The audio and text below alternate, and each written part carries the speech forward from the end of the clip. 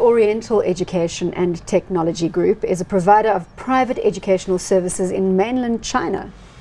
Right, so this is quite a big company. It was established by some Peking University English professors in about 2000 and something, and it was basically focusing specifically on helping Chinese people to get better at English and prepare for their foreign exams. But this company is in fact and has been listed since about 2006, 2007 on the New York Stock Exchange. And we're not talking about a small company here. It's $7.6 billion in terms of market cap.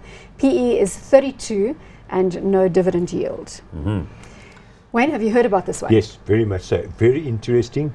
Typical to a couple of other companies going to talk about. Startup costs, don't make any profits for a while, but their last set of trading results were quite frankly spectacular. They moved into profit, still small, but they certainly moved into profit from a big loss situation, completely Chinese based, teaching Chinese people how to pass their UK and USA entrance exams into schools there or universities.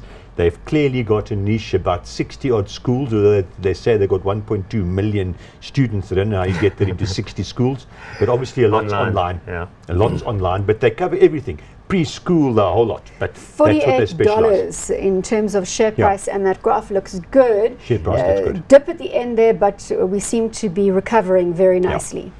Yeah, I see from my notes that I was wrong. It was listed in New York in 2006, 2007, but actually established in 1993. But Wayne's put his finger on it. There's an enormous desire in Asia, generally in China in particular. Obviously, you know that as a result of the one-child policy, you tend to have these families with 1 or 2 children, and everybody is keen that that person should be educated at the highest possible level, including the ultimate prize is to be able to get offshore and go to a UK or US So to university. buy this one, you can access it on the New York Stock Exchange. Exactly. Yes. So similar to companies like Alibaba and all the others that we know have got these US listings, for one reason or another, they took it there. The only potential issue that I've been able to establish looking back at the track record is there have been a few occasions on which comments have been made that the GRE scores and the SAT scores and the GMAT scores from these institutions have been a little bit questionable. In other words, have the students not been given advanced know-how with regard to the testing results?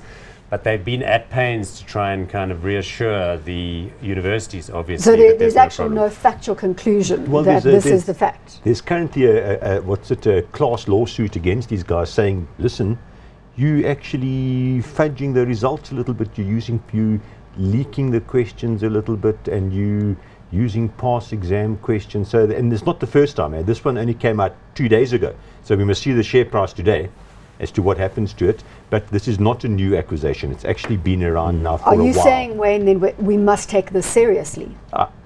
Look, whenever my view is, whether it's true or not is almost irrelevant. When this shadow hangs around, you just got to be cautious. Look, obviously here in South Africa there is an organization, I'm not sure what it is, that has the agency to do these things as well. So the examining authorities in the US and the UK and elsewhere do go to great pains in order to make sure that it's internationally valid. So I think they will address this, but it is just one of the causes perhaps for concern.